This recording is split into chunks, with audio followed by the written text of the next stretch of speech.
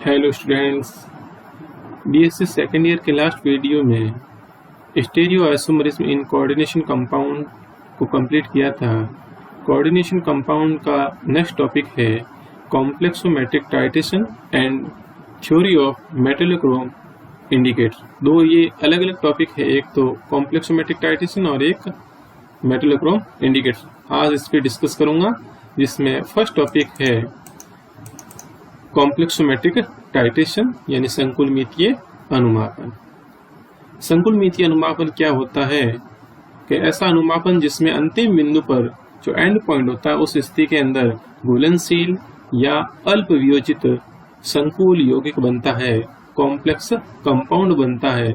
ऐसे टाइट्रेशन को complexometric titration यानी संकुलमितीय अनुमापन कहते हैं। ये दो प्रकार का होता है। पहला इसमें है एक दंतुक संकुलन अभिक्रमक यानी कॉम्प्लेक्सिंग रिएजेंट या कॉम्प्लेक्सॉन के नाम से जाना जाता है के साथ अनुमापन। इस प्रकार के अनुमापन में कॉम्प्लेक्स कंपाउंड जो बनेगा संकुल यौगिक, उसमें यहाँ पे एक दंतुक लिगेंड होगा। तो इस प्रकार का जो अनुमापन है जिसमें एक दंतुक लिगेंड यानी एक दंतुक संकुलन अभिक्रमक होगा।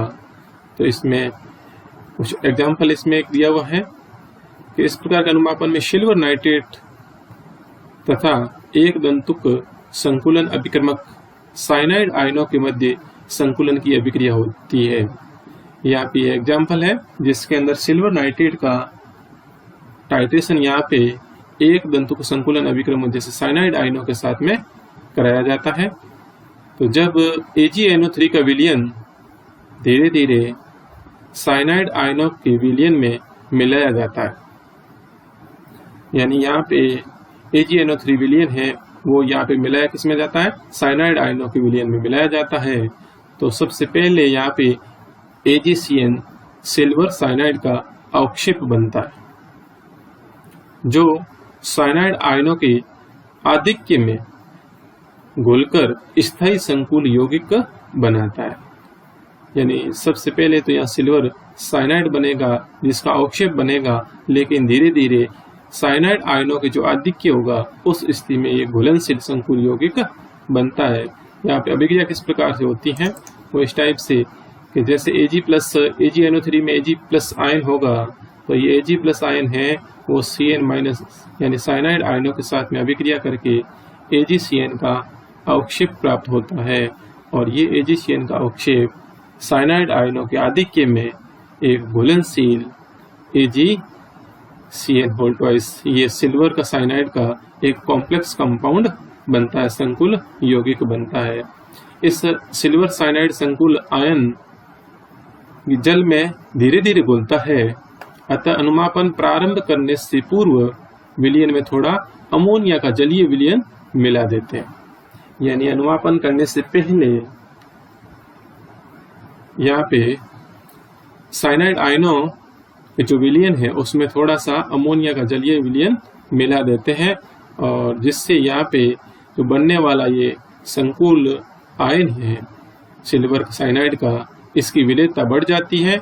और इस अनुमापन में KI की बूंदें सूचक के रूप में उपयोग की जाती है और इसको अनुमापन के प्रारंभ में डाल दिया जाता है।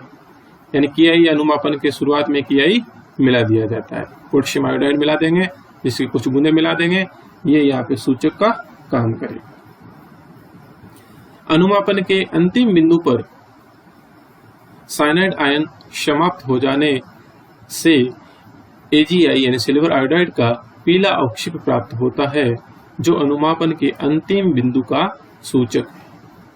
शुरुआत में कॉनिकल फ्लास्क में Ag आयन है वो साइनाइड आयनों के साथ में अभिक्रिया करेंगे, और जो कॉनिकल फ्लास्क में साइनाइड आयन है वो धीरे धीरे करके Ag आयन जो सिल्वर नाइट्रेट ऊपर से आ रहा है ब्यूरेट से, और सिल्वर जो आयन है वो Ag आयन साइनाइड आयनों के साथ में अभिक्रिया करके यहाँ पे AgCN बनता है, और फिर बाद में AgCN2 करके सिल्वर साइनाइड के संकुल आयन बनता है जो घुलनशील कॉम्प्लेक्स कंपाउंड है, ये बनता है।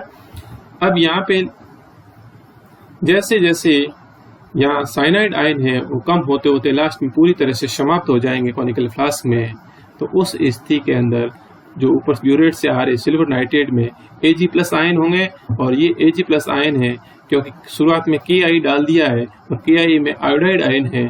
आयोडाइड आयन के साथ में अभिक्रिया करके AgI बनाएगा, और AgI का जैसे ही पीला अवक्षेप बना, इसका मतलब है कि अब कॉनिकल फ्लास्क में साइनाइड आयन है वो पूरी तरह से समाप्त हो गए हैं, यानी अंतिम बिंदु आ गया है। तो वो एंड पॉइंट आ जाएगा, अनुमापन पूरा हो जाएगा, रीडिंग नोट कर ली जाएगी। इस प्रकार से यहाँ पे ये कॉम्प्लेक्स कंपाउंड बनेगा, जो कि यहाँ पे एक दंतुक लिगेंड यानी एक दंतुक यहाँ पे संकुलन अभिक्रमक है साइनाइड आयन, जिनके साथ में यहाँ पे AgNO3 की अभिक्रिया और यहाँ पे संकुल यौगिक सिल्वर साइनाइड का बनेगा।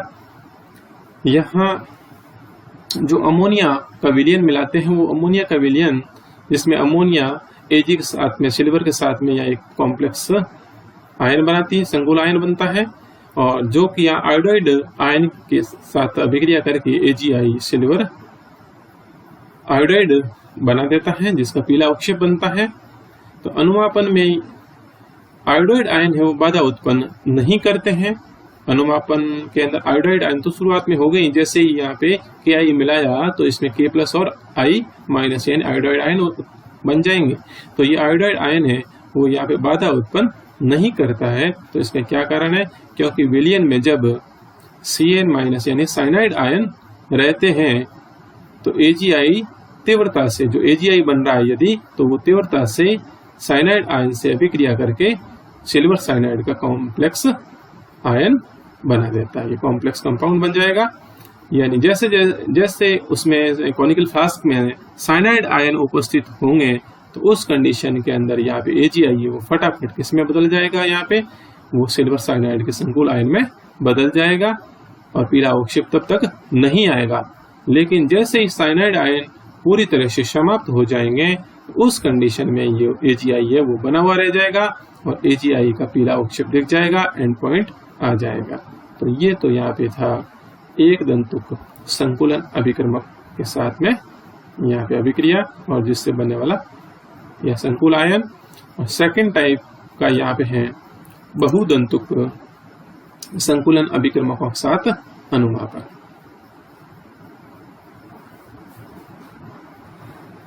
यहाँ पर इस प्रकार के अनुमापन में यहाँ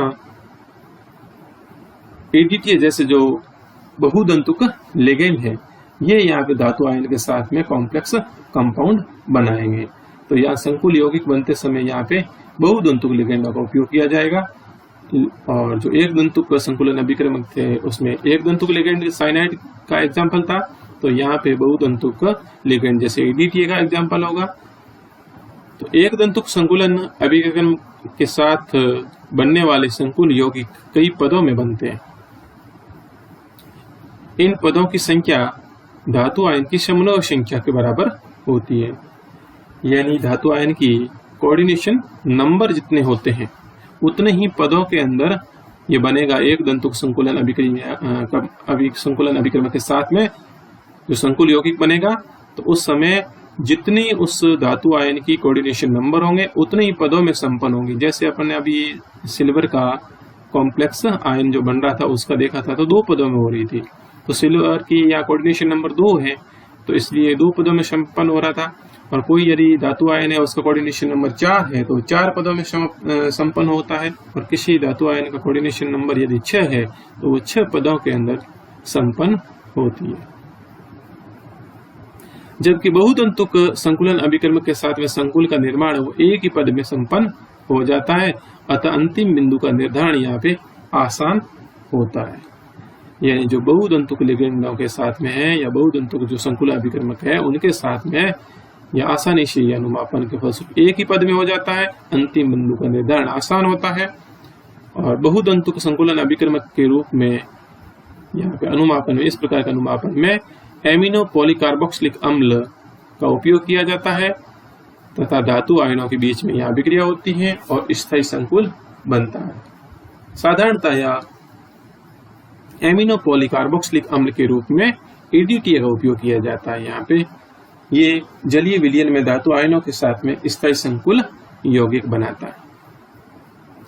इसके अणु में 4 हाइड्रोजन आयन होने के कारण इसे H4Y के रूप में प्रदर्शित किया जाता है। शॉर्ट के अंदर ADTA को यहाँ पे H4Y के रूप में, यहाँ पे H4 मतलब 4 इसमें हाइड्रोजन आयन होते हैं। जैसे ये ADTA का फॉर्मूला इथिलीन डाइएमीन या डाइएमीन है, ethylene diamine tetra acetic acid, ये ADTA का फॉर्मूला। स्ट्रक्चर H4Y यानी ADTA के द्विसोडियम लवण डाइहाइड्रेट को मानक जो प्राथमिक मानक विलयन के रूप में उपयोग किया जाता है। यह ADTA का द्विसोडियम या डाइसोडियम जो साल्ट है इसका, उसका उपयोग यहाँ पे प्राइमरी स्टैंडर्ड सॉल्यूशन के रूप में किया जाता है। ये द्विसंयोजी धातु आयनों के साथ में 1:1 के अनुपात में अभिक्रिया करके कीलेट संकुल यौगिक का निर्माण करता है। यहाँ पे संकुल यौगिक जो बनेगा वो कीलेट संकुल यौगिक बन रहा है। ये इस प्रकार से दिख रहा है आपको। शॉर्ट में यहाँ पे अभिक्रिया के रूप में लिखा हुआ है। ये द्विसंयोजी धातु आयन मेटल आयन जिसके ऊपर 2+ आयन है आवश्य, तो ये ADTA का ये शॉर्ट में फॉर्मूला ADTA का। यहाँ पे ये डाइसोडियम लवण है इसका, इसलिए यहाँ पे Y के ऊपर 2- है और H2 है। H4 की जगह यहाँ H2 है, तो 2 जो हाइड्रोजन है उनको प्रतिस्थापित करके 2 सोडियम, तो डाइसोडियम साल्ट है। तो ये ADTA का जिसका इसमें धातु आयन के साथ अभिक्रिया, और ये यहाँ पे कॉम्प्लेक्स कंपाउंड बनेगा, कीलेट संकुल यौगिक बन रहा है।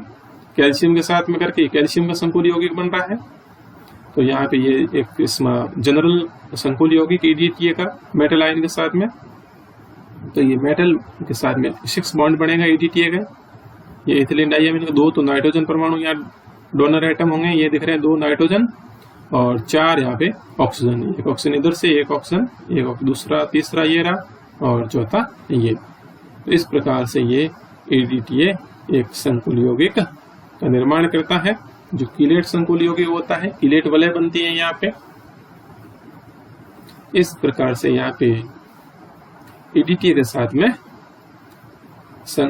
अभिक्रिया होती है और धातु आयन की, और जिसके फलस्वरूप यहाँ पे संकुल यौगिक बनता है। तो ये तो यहाँ था बहुदंतुक संकुलन अभिक्रमकों के साथ में अनुमापन, और इसका आगे इसके इंडिकेटर किसका उपयोग किया जाता है जो आगे दे रखे हैं। नेक्स्ट टॉपिक इसी से संबंधित ही है।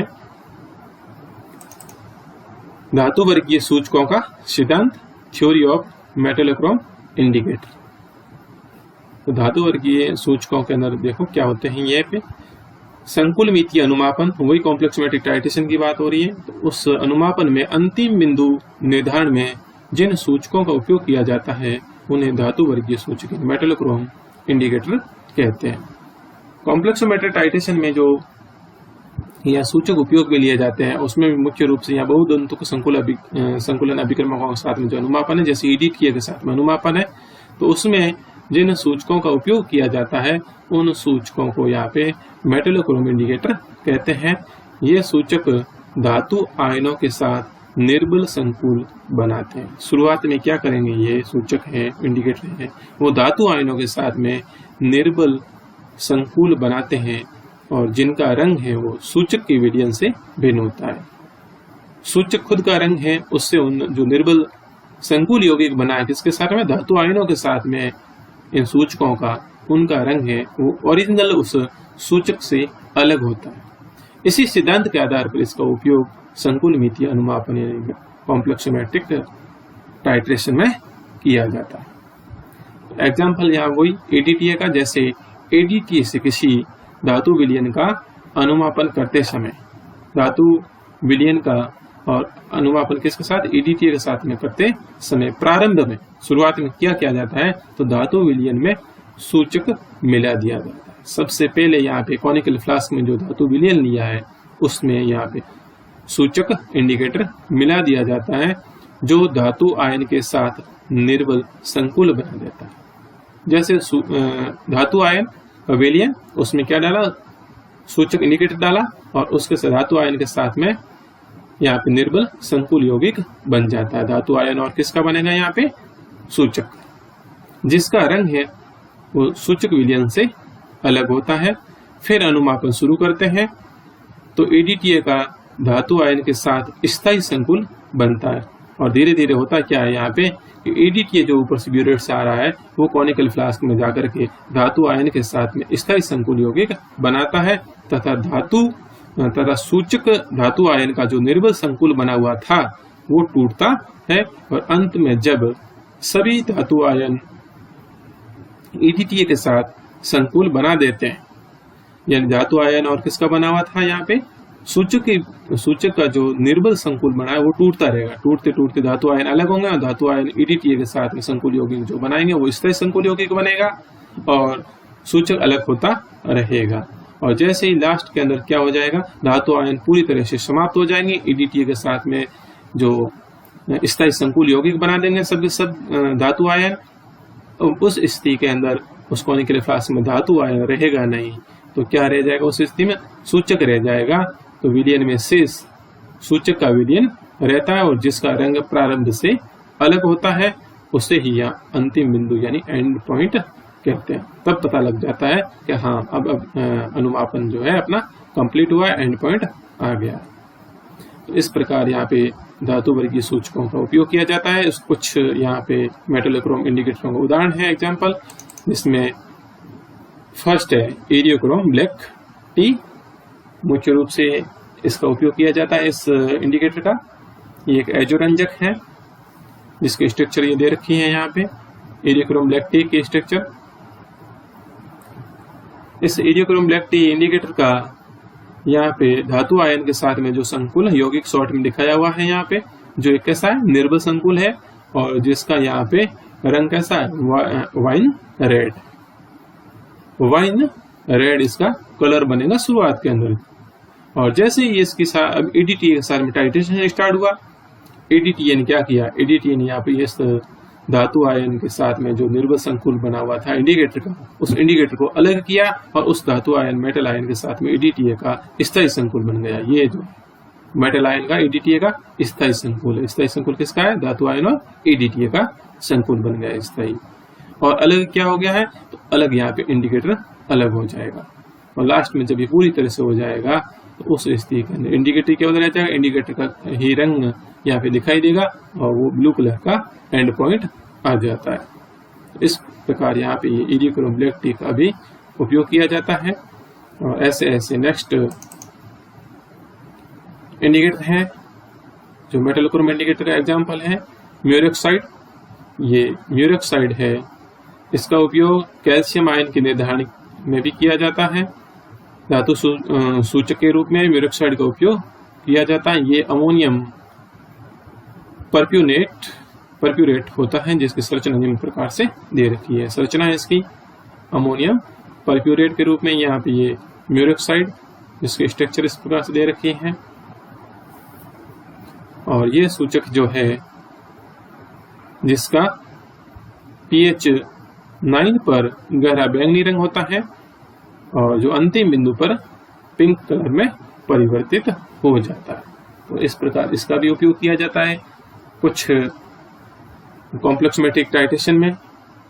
और मुख्य रूप से है एरियोक्रोम ब्लैक टी इंडिकेटर का उपयोग किया जाता है। ये कुछ एग्जाम्पल थे मेटलोक्रोम इंडिकेटर के थे।